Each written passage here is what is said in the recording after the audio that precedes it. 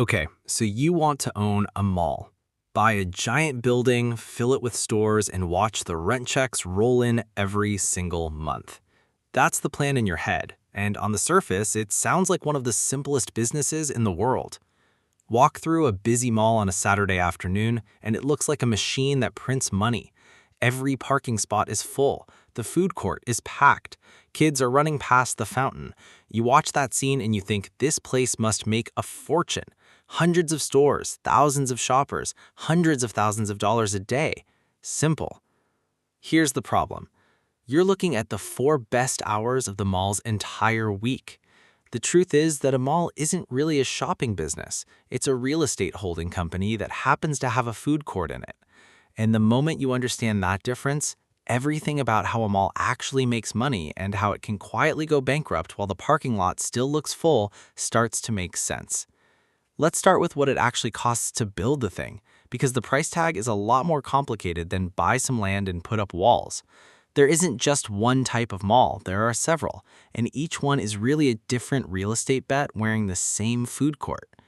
At the bottom, you've got the strip mall or a neighborhood center, a grocery store, a nail salon, a sandwich shop, usually under 150,000 square feet, built for people who live within a 5-minute drive. Above that sits the community mall, anchored by 1 or 2 mid-sized department stores, usually 400,000 to 800,000 square feet. Then you get to the regional mall, the enclosed kind most people picture. 1 million square feet or more, 3 or 4 anchor stores, dozens of smaller tenants filling the space in between. And at the very top, the super regional and luxury malls, over 2 million square feet, built around designer brands and an entire day of entertainment, not just shopping. Each category is really a different bet on the same underlying question. Are you renting space to people who need something quickly, or are you selling an entire afternoon as an experience? That single decision shapes every number that follows. Now, here's where the naive mental model starts to break down. You think the expensive part is the building. It isn't. The expensive part is convincing the first few big stores to say yes, because without them, nobody else signs a lease. A developer building a regional mall from scratch is typically looking at $80 to $200 million before a single shopper walks in, depending on size and location. Land acquisition alone in a decent suburban market can run $10 to $40 million for the acreage a mall this size requires. Then comes construction, which for an enclosed regional mall typically runs $150 to $300 per square foot, meaning a million square foot mall can require anywhere from $150 to $300 million just to put the structure up. And here's the part almost nobody accounts for correctly going in. The anchor stores, the big department stores everyone assumes are just tenants like everyone else, aren't. In most regional malls, the anchor either owns its own building outright or leases it for pennies on the dollar compared to the smaller stores, sometimes for as little as $1 to $4 per square foot per year. Compare that to the smaller inline stores, the ones selling shoes and phone cases, which can pay $25 to $75 per square foot per year, and sometimes well over $100 in the busiest wings. Why would a mall developer give away the best real estate almost for free? Because the anchor is what economists call the traffic driver.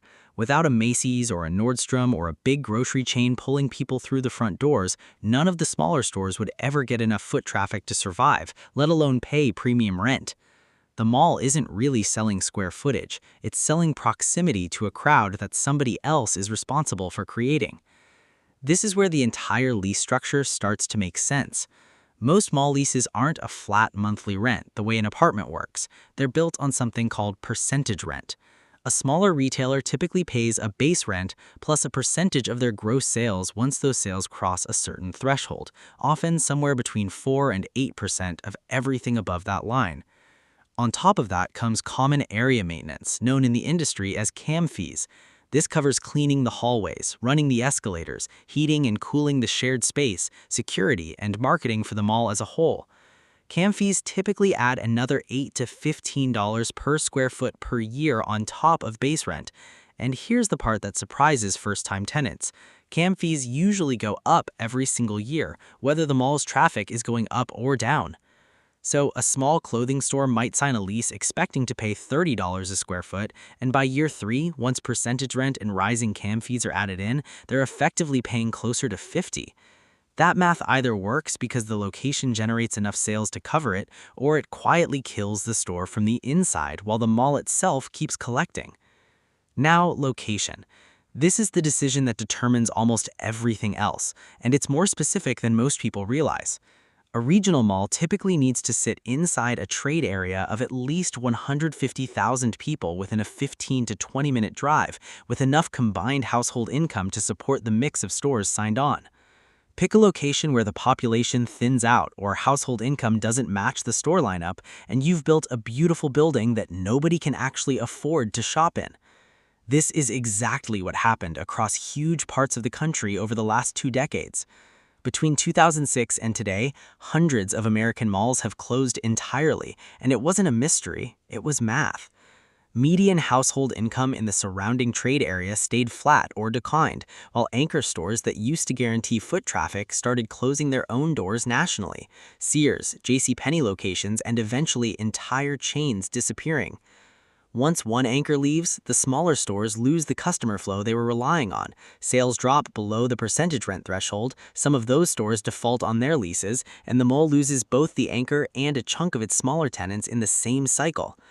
This is called the anchor collapse spiral, and it's the single most common reason a mall that looked financially healthy 5 years earlier ends up empty within 18 months. Here's a fact that surprises almost everyone who hasn't worked in commercial real estate. An empty, dead mall can still be worth an enormous amount of money, but almost none of that value comes from retail anymore. Take a mall's land alone.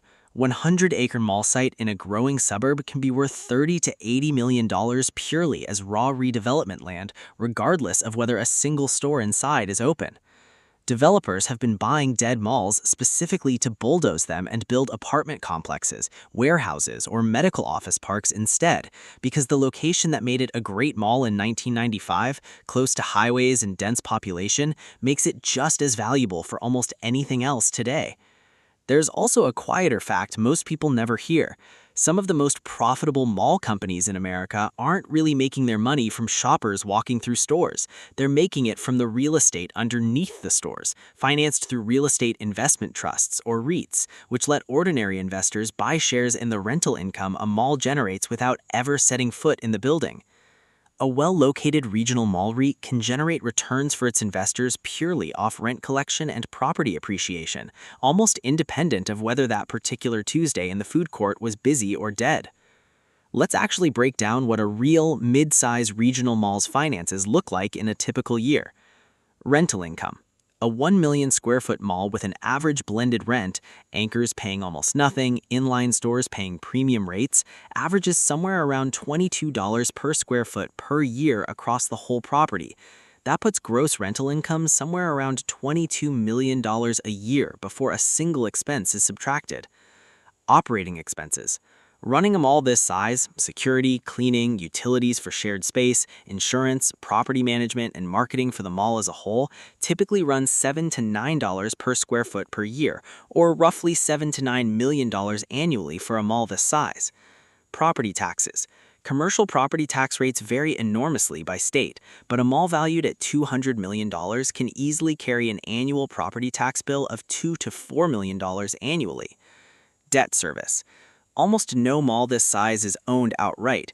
Most are financed with commercial mortgages, and debt service alone, the interest and principal payments, can consume another $6 to $10 million a year, depending on how the property was financed and current interest rates. Add it up, and a mall generating $22 million in rent might only net somewhere between $3 and $6 million a year after every expense is paid. That's a real number, but it's a fraction of the impression the gross rent figure gives you. And that gap between the big number everyone assumes and the much smaller number that actually survives to the bottom line is exactly where most first-time mall investors get their math wrong. Now, here's the part that explains why malls fight so hard to keep their anchor tenants happy even when those anchors are barely paying rent. Studies from the retail real estate industry have consistently shown that a single strong anchor store can influence somewhere between 10 and 25% of the total foot traffic for the entire mall. Lose that one anchor, and it's not just their empty storefront you're dealing with. Smaller tenants nearby can see sales drop by 15 to 30% within the following year, even though nothing about their own store changed. This is why some malls will renegotiate an anchor's rent down to almost nothing, or even pay an anchor a subsidy to stay rather than let them leave. It sounds backwards until you realize the anchor isn't a tenant paying for space. The anchor is functioning like an advertising engine that every other store in the building is quietly relying on, and in a sense, subsidizing through their own higher rent. Let's look at how this plays out with real, well-known examples. Some of the most successful mall operators in the country responded to online shopping not by fighting it, but by changing what a mall actually sells. Successful regional malls today lean heavily into services that can't be delivered by a delivery truck. Restaurants, movie theaters, gyms, medical clinics, even apartments built directly onto the mall property. The mall stops competing with your phone for the sale of a t-shirt And instead sells something a website simply cannot: a physical afternoon out. On the other end, dead malls tell the opposite story. Entire enclosed malls across the country have been sold for a fraction of their original construction cost, sometimes for a few $1 million for a building that cost well over $100 million to build, specifically because the land underneath was worth more empty than the mall was worth full. Once you understand percentage rent, anchor dependency, and CAM fees, these aren't sad stories. They're the predictable end of a spreadsheet that stopped working. Here's a real-world example of how the ownership math works. An investor buys a struggling but not yet dead community mall for $40 million, well below its original construction cost because the previous owner lost an anchor tenant 2 years earlier and traffic has been declining. The new owner spends $6 million converting the empty anchor space into a mix of a discount grocery store, a fitness chain, and a small medical clinic, tenants that don't depend on foot traffic from other stores to survive. Within 18 months, foot traffic for the rest of the mall recovers close to 60% of what it was before the original anchor left, because the new anchors are what's called destination tenants. People go there specifically, not as a byproduct of walking past a department store. Rental income across the property increases from $9 million to just under $14 million a year. The property's overall value, based on that improved income, rises to roughly $70 million. The investor didn't fix the mall by finding better clothing stores. They fixed it by realizing the mall was never really in the clothing business to begin with. It was in the business of guaranteeing a certain number of people would physically show up. Now compare that active, hands-on ownership path to the other common way people get exposure to mall economics without ever buying a building, through a publicly traded mall REIT. An investor who instead put that same $40 million into shares of a diversified mall REIT would own a small slice of dozens of properties at once, spread across different cities, anchors, and tenant mixes, with none of the renovation headaches, leasing negotiations, or vacancy risk concentrated in a single building. The trade-off is control. The REIT investor can't walk into a struggling property and personally decide to convert an empty anchor into a medical clinic. They're along for the ride, collecting a dividend built from thousands of individual leases they'll never personally read.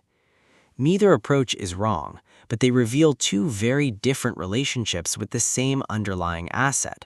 One where you're actively managing foot traffic like a business, and one where you're simply renting out your capital to people who do that managing for you. So here's the hidden truth underneath the entire industry. A shopping mall isn't a collection of stores.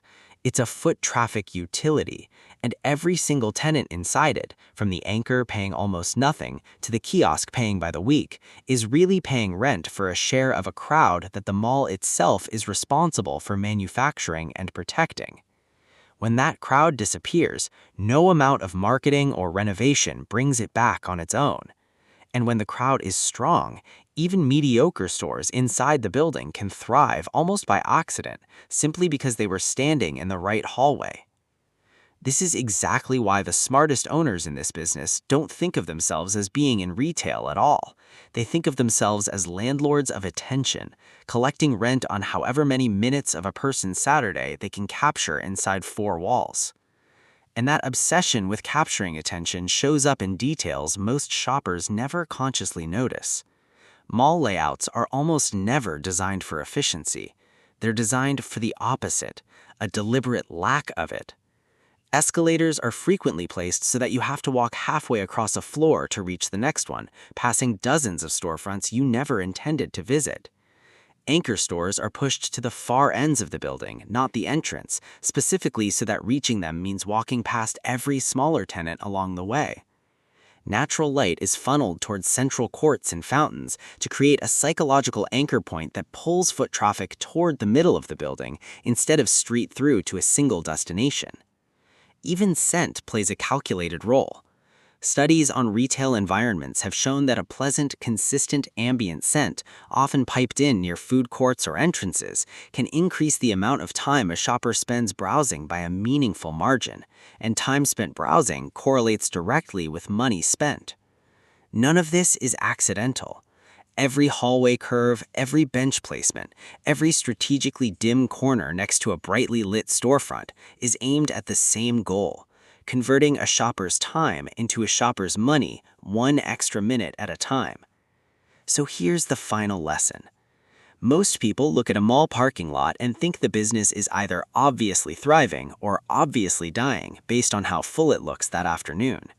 But the real health of a mall isn't in the parking lot. It's in three numbers almost nobody outside the industry ever checks: the anchor lease terms, the percentage rent thresholds hiding inside the smaller leases, and the debt sitting quietly on the property itself. You don't need $80 million to understand this. You just need to understand that the next time you walk past a struggling storefront in your local mall, you might be looking at the very first domino in a spiral that started with one anchor's lease renewal meeting 3 years ago. A meeting you never saw for a decision that already decided the outcome. If this changed how you look at a mall the next time you walk through one, subscribe to Finance IQ, because next time we're breaking down another business that looks nothing like what it actually is.